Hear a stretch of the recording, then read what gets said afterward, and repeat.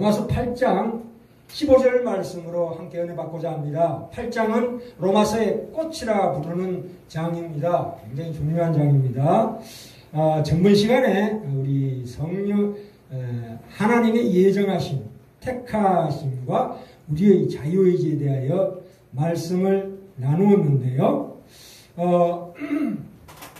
그러니까 하나님이 우리를 택하셨다. 네? 창세전에. 그리고 그런데 우리의 자유의지가 있다. 이 두 부분이 서로 충돌할 수도 있다. 이렇게 말씀드렸습니다. 자, 그러면 우리가 천국에 갔다면 나중에 천국에 우리가 가면 하나님 아버지께서 어떻게 말씀하시냐면 얘야 여기까지 오느라고 참으로 수고했다 이렇게 말씀하십니다. 그러면 우리가 어떻게 대답합니까? 아닙니다. 하나님 아버지께서 저를 여기까지 인도해 주신 덕분입니다. 이렇게 말씀하셔야 합니다. 그렇죠? 그러면 이 하나님의 택하심과 우리 자유의지가 여기서는 서로 만나게 되는 거죠. 그렇죠? 이게 꼭지점이고 당연한 귀결입니다. 그렇죠? 이걸 다른 말로 한번 바꿔볼까요? 주여 왜 저 같은 것을 구원하셨습니까? 이렇게 얘기할 수 있습니다. 그렇죠? 그럴 때 네가 나를 믿지 않았냐? 주여 어떻게 제가 믿은 것입니까? 하나님이 은혜를 베풀어 주신 것이지요. 아니다. 네가 나를 믿었다. 이렇게 서로가 공을 서로에게 돌려드리는 그게 얼마나 귀한 부모와 자식 간의 정입니까? 그렇죠? 그래서 우리가 이 하나님의 예정하신 우리를 택하심과 우리의 자유의지는 절대로 충돌하지 않습니다. 하나님의 뜻 안에서 우리가 결정하는 거기 때문에. 그렇죠?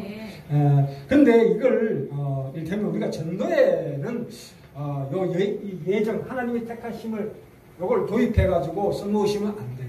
왜냐하면 우리가 이를테면 이런 거죠. 하나님이 택하신 자들은 그냥 놔둬도 자동적으로 구원이 될 거 아니냐. 그러면 하나님이 택하지 않은 자들은 아무리 애를 써도 안 될 것이다. 이런 생각은 안 됩니다. 전도에는 하나님의 택하심 이거 말고 이것이 중요합니다. 이것이. 그렇죠? 안 그렇습니까? 우리의 자유의지와 결정만이 우리에게 요구되고 있습니다. 그래서 성경에 보시면 그런 측면에서 무슨 말씀이 나오냐면 회개하라 그리고 예수를 믿으라 이렇게 나오죠. 그렇죠?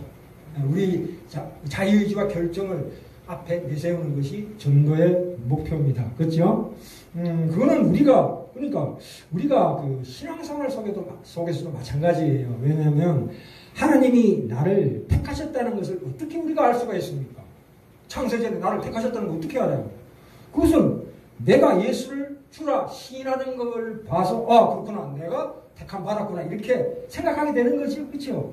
그게 서로 상호 교류하게 되는 겁니다. 그건 우리가 결정하고 우리가 선택한 거예요. 그렇게 이해하시면 됩니다. 그래서 뭐냐 하나님의 뜻 안에서 이루어졌기 때문에 그 구원의 영광, 영화까지 갈 수밖에 없다.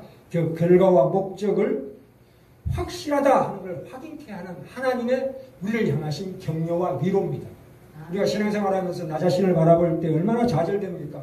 나 같은 놈이 어떻게 구원받을 만한 그릇이 아니라고 스스로를 굉장히 비하합니다만 그리고 끊임없는 갈등과 회의 속에 있고 또 내 자신의 삶 속에서도 실패가 있고 시행착오가 있지 않습니까? 내가 생각으로는 그렇게 하고 싶지 않은데도 내 몸이 어떻게 가다 보니까 계속 실수하고 실패하잖아요. 그럴 때 우리를 격려하시기 위해서 하나님께서 야 내가 너를 택했다. 야 걱정 마라. 그 모든 것들이 다 합력하여 선을 이루어주신다. 이 말씀이 바로 자 그 말씀 한번 읽어볼까요? 8장 28절부터 30절까지입니다. 자 8장 30절 얼마나 귀한 말씀입니까? 우리가 8장 28절 우리가 알거니와 하나님을 사랑하는 자 곧 그 뜻대로 부르심을 입은 자들에게는 그 모든 것이 합력하여 선을 이루느니라. 그렇죠? 그래서 29절 볼까요? 계속해서 하나님이 미리 하신 자들로 또한 그 아들의 형상을 본받게 하기 위해 미리 정하셨으니 이는 그로 많은 형제 중에서 맏아들이 되게 하려 하심이라. 예수 그리스도를 맏아들이라고 부르십니다. 30절이 굉장히 중요한데요. 항상 또 미리 정하신 것들을 부르신 것들을 또한 의롭다 하시고 의롭다 하신 것들을 또한 영화롭게 하셨느니라. 이거를 예로 들어서 이 말씀을 예로 들어서 제가 구원의 3단계나 성령사역의 3단계에서 우리가 그 구원의 3단계, 칭의, 성화, 영화가 있다고 말씀드렸습니다. 칭이라는 것은 내가 지금 과거에 구원받았다. 성화는 지금 구원받고 있다. 영화는 앞으로 영광스럽게 구원의 완성을 맞이할 것이다. 이것이 이제 구원의 3단계라고 말씀드렸지만 좀 더 폭을 넓혀서 좀 상세하게 들어가 본다면 좀 어렵게 해서 죄송합니다만은, 자, 하나님께서 미리 아시는 예지, 미리 정하시는 예정, 그렇죠? 요 하나님 택하신. 그 다음에 우리를 부르시는데 이 부르시기 전에 우리를 중생하게 하십니다. 우리를 거듭나게 하신다 이 말입니다. 그렇죠? 우리 태 속에서 택하신다 이 말입니다. 참 어려운 건데 대략 개념만 그렇게 잡으세요. 거듭나게 하시고, 그 다음에 의롭다 하시는 칭의인데, 이 오늘 그 제목이 무수하는 종의 영을 통하여 양자의 영으로 간다 이 말씀인데, 8장 15절의 말씀이 그 말씀이에요. 그러면 과연 우리가 하나님의 양자된다, 양자된다는 것이 무슨 뜻이냐 하면 이 중생과 칭의가 합쳐진 거예요. 그렇게 우리가 제가 개념을 잡으시기 바랍니다. 우리가 앞으로 말씀으로 계속 확인하길 원합니다. 자, 참 우리의 구원의 과정이 참 멉니다.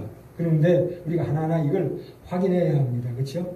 그래서 우리가 흔들리지 않는 믿음을 가져야 되고, 또한 우리가 그 이단이나 사슬에 빠지지 않게 하는 참으로 귀한 우리 기독교의 결정적인 교리입니다. 그렇죠?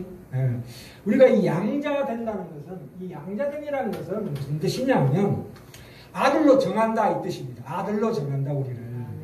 근데 이제 성경에는 단수로 요한복음 16장 8절에 보시면 16장 8절에는 이렇게 나와 있어요. 하나님은 우리 주 예수 그리스도의 독생자 하나님 이렇게 나옵니다. 독생자래요. 아버지 품 안에 있는 독생자라고 그래요. 예수님은 단수로는 예수님 한 분만을 의미합니다. 하나님의 아들이라는 것은. 그러나 성경에 보시면 여기저기 복수로 나와 있는 경우가 있어요. 구약에는 그 하나님의 아들들, 그러면 이제 욥기나 창세기에 보면 천사들을 지칭합니다. 천사는 이제 하나님께서 우리에게 보여주시는 하나의 거룩한 존재를 상징하는 거예요. 그렇기 때문에 천사를 하나님의 아들들이라고 칭할 수도 있고요. 또 하나는 뭐냐면 나중에 로마서 12장에 가시면 위에 있는 권세자들에게 복종하라 이렇게 나와요. 다시 한번 말씀드립니다. 우리 삶 속에서 위에 있는 권세자에게 복종해라 이렇게 나옵니다. 내가 비록 지금 정권을 잡고 있는 대통령이 마음에 들지 않는다 할지라도 그 권세에 복종해라 이 말입니다.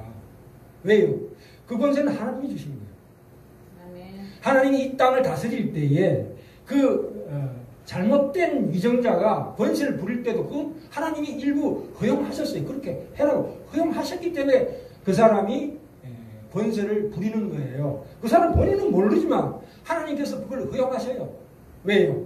그걸 통해서 왜 우리 신자들을 더 거룩하게 만들어주기 위해서. 그래서 우리가 결정적으로 우리가 스스로는 애국하는 마음은 있어야 되지만 내가 뭐 이쪽이냐 저쪽이냐 뭐 여냐 야냐 이런 걸 내 개인적으로는 그 자유롭게 행할 수 있지만 결정적으로 그 법은 따라줘야 된다 이 말입니다. 그렇죠? 악법이라도 따라줘야 된다 이 말이에요. 그렇죠? 그것이 하나님의 뜻입니다. 쓸데없는 그런 거에 너무 에너지를 소비하지 말라 이 말입니다. 그리고 그 로마서 9장 4절에 보시면 이거 보셔요. 9장 조금 옆에 보시면 9장 4절이 나옵니다. 자 보세요. 3절 볼까요? 3절. 나의 형제 곧 골육의 친척을 위하여 내 자신이 저주를 받아 그리스도에게서 끊어질지라도 원하는 바로라. 이야, 이거 굉장한 말씀 아닙니까? 모세가 이스라엘 백성들이 와서 막 하나님을 믿지도 않고 우상숭배하니까 화가 나는데 하나님께서 얘를 진노에 심판을 하시길 그러니까 모세가 딱 하나님한테 아버지 이 백성들을 심판하시라고는 저부터 생명책에서 떼주세요. 이렇게 얘기했습니다.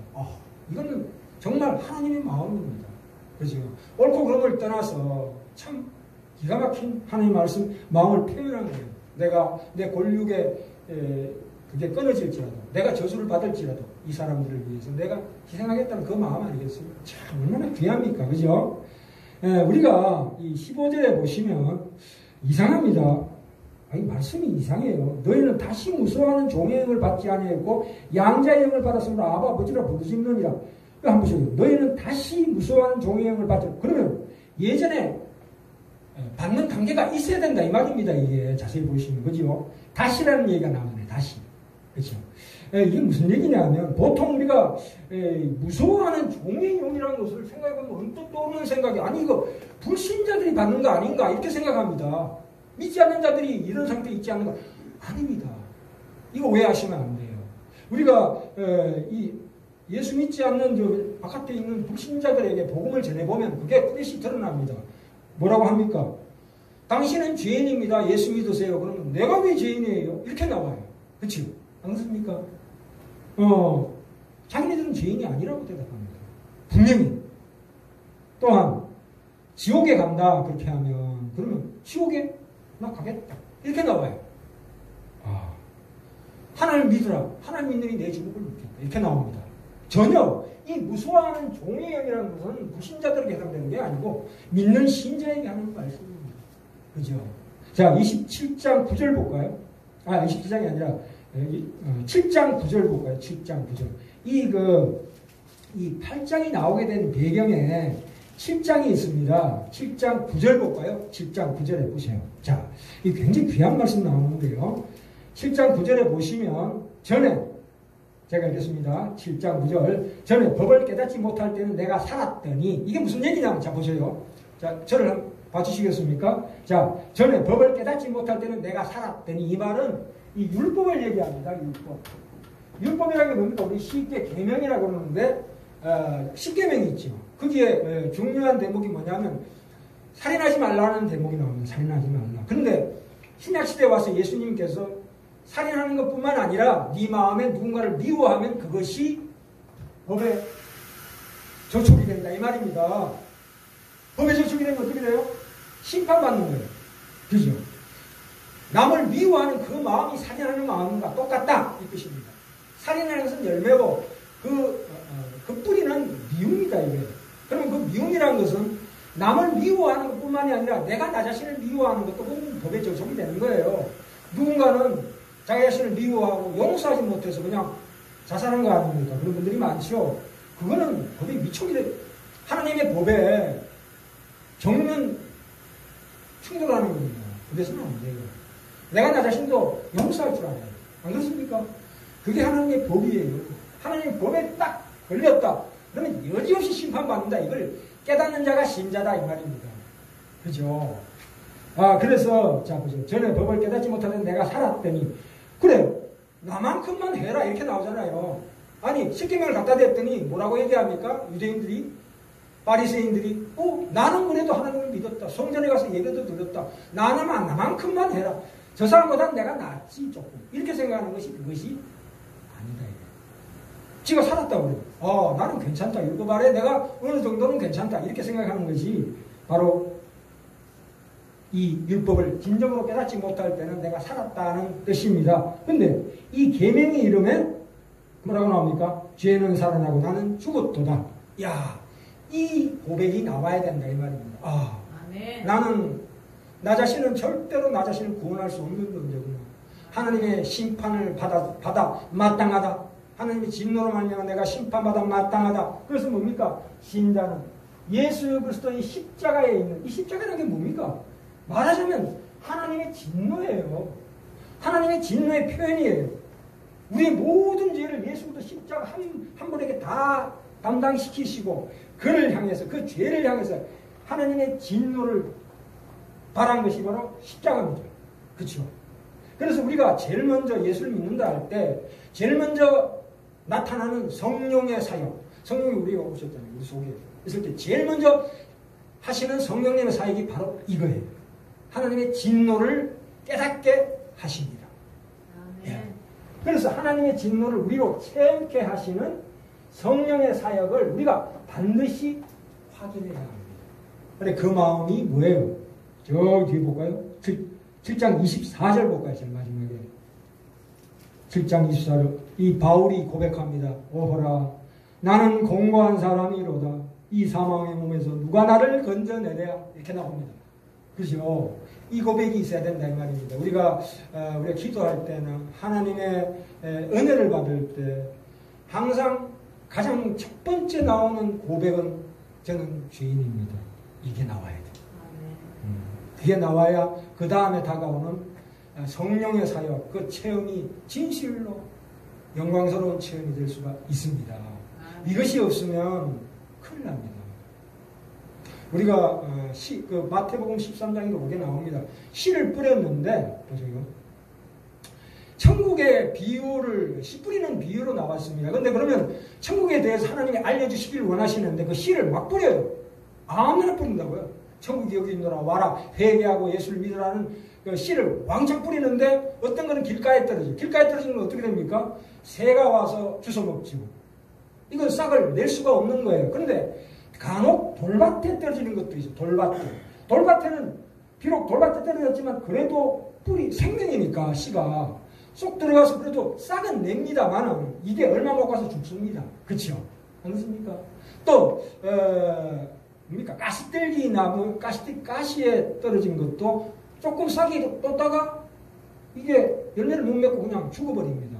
이런 경우가 허다해요. 우리가 예수를 믿는다 하면서 그 성령의 어떤 체험을 했다고 동네방네 떠들고 다니는 분들 보시면 참 위험한 겁니다. 그렇죠?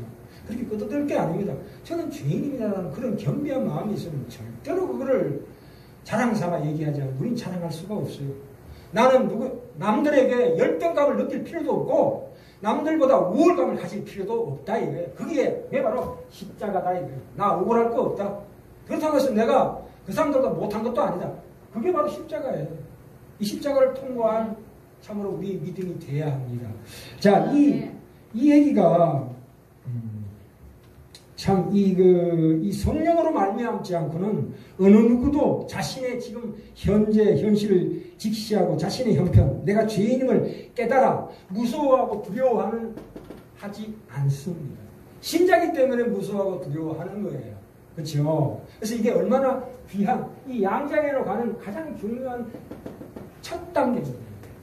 그래서 우리가 이거를 이해하셔야 돼요. 그죠? 그래서 내 마음에 항상 심령이 가는 자는 복이 있는 거예요. 그죠?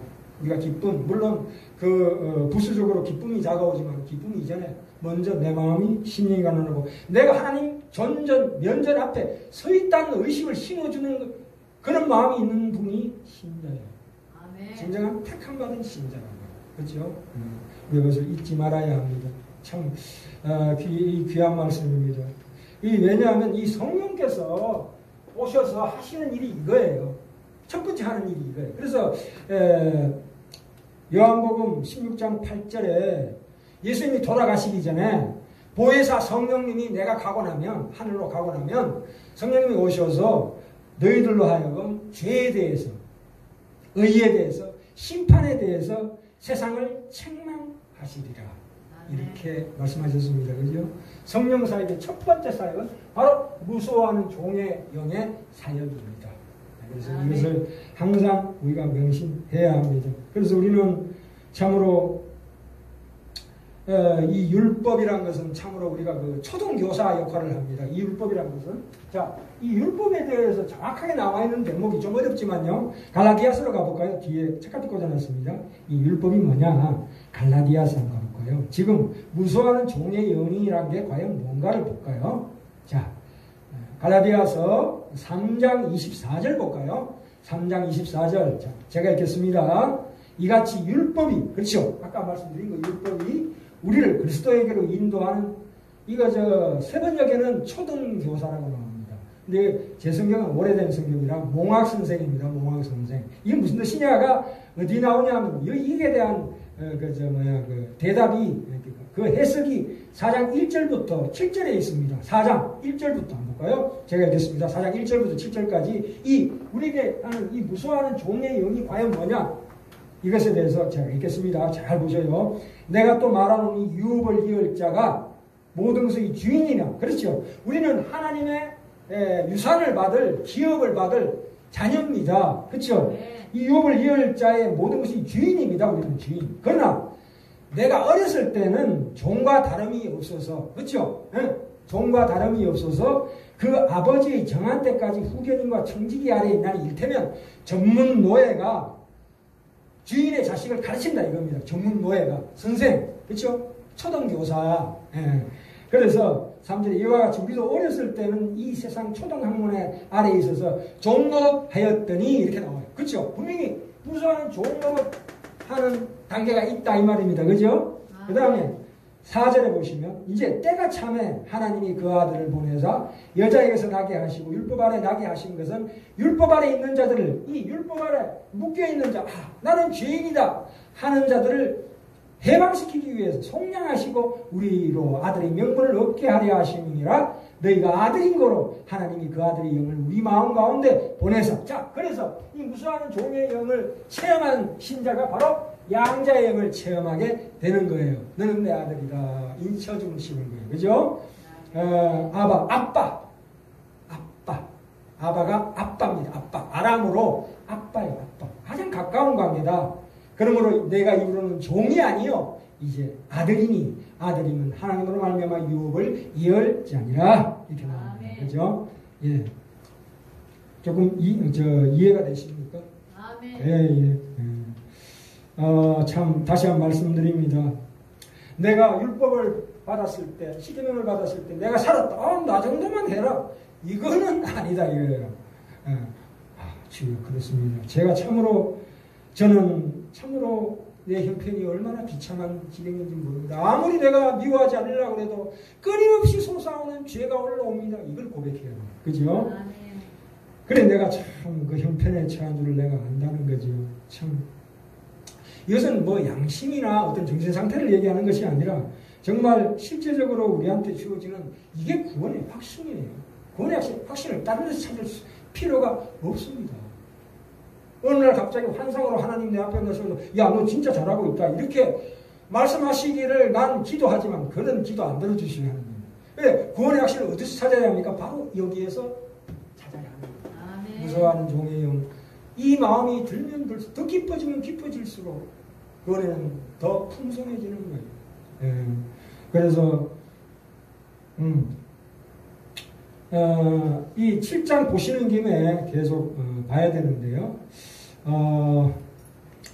이 십자가의 필요성과 예수 그리스도의 필요성을 반드시 느끼는 것을 절망과 두려움으로 깨닫는 것이 중요합니다.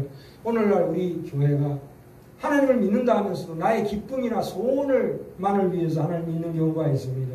나의 욕심과 나의 필요를 이루기 위해서 우리의 신앙이 값싸게 팔려서는 안 됩니다. 예. 아멘. 그런 분들은 거기에서 계속 머무는 그분들은 나중에 배도하게 됩니다. 환난이나 고난이 오면 다 넘어갑니다. 그래서 이 세상에서의 승리와 성공은 이 성령님의 사역에는 포함이 되지 않습니다. 반드시 아셔야 합니다. 예, 우리가 병이 낫고 내 소원이 이루어지고 하는 것은 성령의 사역의 부산물이에요. 2차적인 부산물이에요. 그것은 당연히 오게 되어 있어요. 복을 하나님께 빌 수밖에 없어요. 그러나 그것이 중심이 되고 기독교의 핵심이 돼서는 안 된다 이 말입니다. 저도 항상 그래요. 내 병을 낫기를 항상 매일 기도해야 됩니다. 기도도 그냥 하는 게 아니라 마음속으로 간절하게 하셔야 하나님이 들어주십니다. 내 아버지 안에 내 필요해서 무조건 무엇이든 구하라. 거지가 뭐 깡통 구하듯이 그렇게 구하시라고 정말 말씀드렸죠. 기도 우리가 함께 은혜 나누면서 기도는 첫 번째 구걸하는 거예요. 체면이고 나발이고 필요 없이 하나님 앞에 엎드려 주세요. 나 지금 필요합니다. 돈 100만 원 필요합니다. 이 기도도 좋은 기도예요. 그러나 그것이 우리 신앙의 핵심이 돼서는 안 된다 이 말이에요. 분명 하나님께서 그런 기도를 응답해 주시지만 그것은 이 성령의 사역의 부산물이에요. 자연히 따라오는 인절미에 따라오는 콩고물일 수밖에 없다 이 말입니다. 그래서 항상 그것을 우리가 이 부모가 자식을 훈계하고 내 최초를 때린다는 것은 그게 바로 사랑이에요. 그렇습니까? 항상 우리가 이걸 확인해야 합니다. 그래서 이 참으로 이것은 우리를 비춰주는 거울입니다. 7장 9절 그 다음 한번 읽어볼까요? 7장 9절 읽었죠? 자 계속해서 읽읍시다. 제가 말씀드린 거 잘 생각하시면서 생명에 이르게 할 그 계명이 내게 대하여 도리어 사망에 이르게 하는 것이 되었도다 해놓고 14절 보시오. 14절. 우리가 율법은 신령한 줄 알거니와 나는 육신에 속하여 죄 아래 팔렸도다. 그렇죠? 내가 정말 나는 그 육신에 속해가지고 죄 아래 팔려 끊임없이 죄만 짓는 존재다 이 말입니다. 15절에 나의 행하는 것을 내가 알지 못하노니 곧 원하는 이것은 행치 아니하고 도리어 내가 미워하는 그것을 함이라. 17절에 이제는 그 이것을 행하는 자가 내가 아니요 내 속에 거하는 죄니라. 아니 내가 남을 미워하고 끊임없이 질투하고 분노하는 것이 내가 아니래요.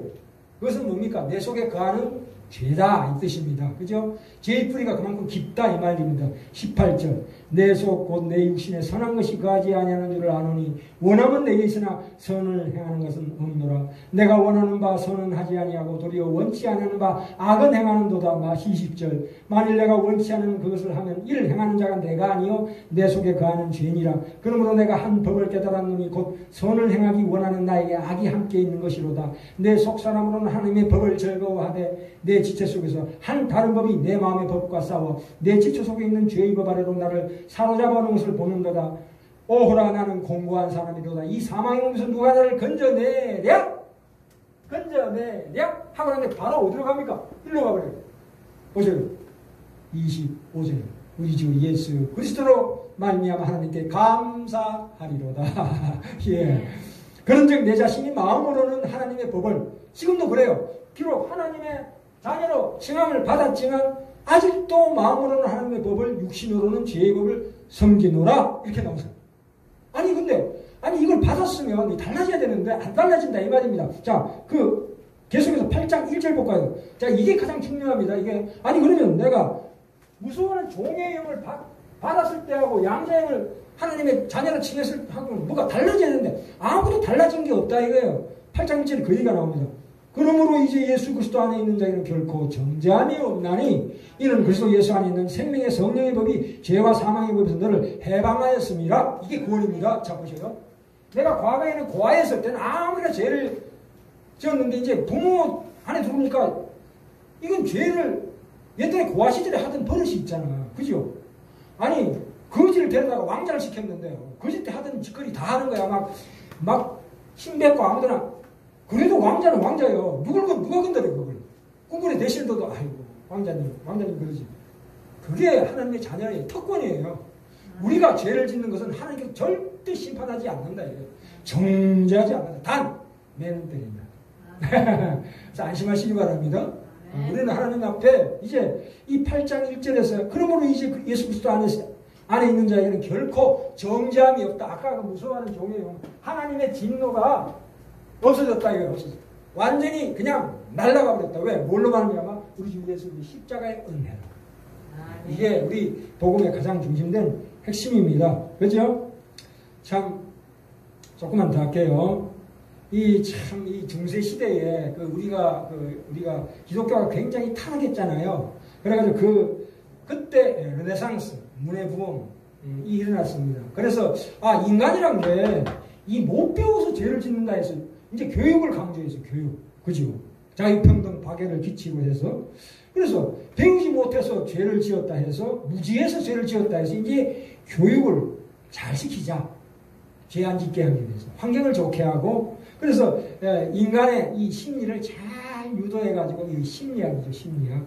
그래서 그게 학문이죠, 인간의 학문이죠, 만든 학문이죠. 그래서 그런데 이걸 배우게 하니까 더 악랄한 죄를 짓더라 이 말입니다. 그래서 1차 대전, 2차 대전이 일어난 거 아닙니까? 더 악랄하게 죄를 짓는 거예요. 배우니까. 와, 배워서 더 많이 자기 자신을 꾸며서 교묘하게 죄를 짓더라 이 말입니다.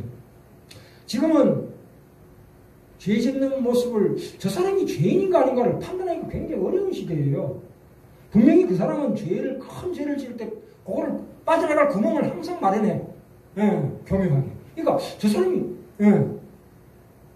그것은 저한테도 그게 적용이 되는 문제입니다. 내가 나를 볼 때도 내가 이만하면 잘하지 않았나? 이런 생각을 항상 해요. 내가 저 사람보다는 낫지 않는 생각을 항상 해요. 그건 모르는 거예요. 내가 저 사람보다 낫지 않다는 게 성경의 정언입니다. 아멘. 내가 저 사람보다 나은 게 아니고 낮게 생각해라 이거야. 종의 형체를 가져라 이거야. 예수 그리스도께서 그 본질을 우리에게 물론 그렇다고 내가 저 사람보다 못하게 하겠습니까만은 말씀이 그렇다 이 얘기입니다. 그걸 우리가 인정을 하셔야 돼요. 그죠? 남을 함부로 정죄할 수가 없어요. 우리가 신문지상에 보면 누가 큰 죄를 지었다. 야, 이 나쁜 놈. 그리고 속으로는 그렇지. 나도 이 상황에 처했으면 이런 죄를 지을 수도 있겠다는 생각을 해야 정상적인 생각입니다. 안 그렇습니까? 아, 저놈이 내가 해먹기 전에 지가 다 잊혀먹었네. 이런 생각이 든다니까요. 안 그렇습니까? 저는 항상 그 생각 들어요. 신문 보면. 저를 보고 말씀하시는 것 같아요. 지금. 예, 이 말씀은 사실 제가 제 자신에게 하는 말입니다. 우리가 알면 선을 행할 것 같지만 그렇지 않습니다. 아는 것만큼 죄를 짓고 모르는 것만큼 또 죄를 짓습니다. 참 무지해서 죄를 짓고 유식해서 죄를 짓고 잘나서 죄 짓고 못나서 죄 짓습니다. 죄를 피할 방법이 없다. 죄는 우리보다 강하다. 그래서 우리가 구원이 필요하다 이 말입니다. 그 죄의 끝은 뭐라고요? 사망입니다. 참, 이거를 우리가 깊이 명심해야 합니다. 그래서 우리가 마지막으로 결론 짓습니다. 우리가 우리 중에 누구도 상대방을 두고서 우리 자신을 두고서도 내가 누구보다 낫고 누가 누구보다 못하다는 생각은 우리 속에서 사실은 계속 지워가야 합니다. 그렇죠? 아까도 말씀드렸죠. 내가 누구에게도 열등감을 느낄 필요가 없습니다. 그렇죠? 그렇다고 누군가에게도 우월감을 가질 필요도 없다 이거예요. 그러므로 내 마음속에 그를 향한 시기와 분노와 질투감이 필요 없다 이거예요. 그럴 필요가 없잖아요 지금. 안 그렇습니까? 그죠?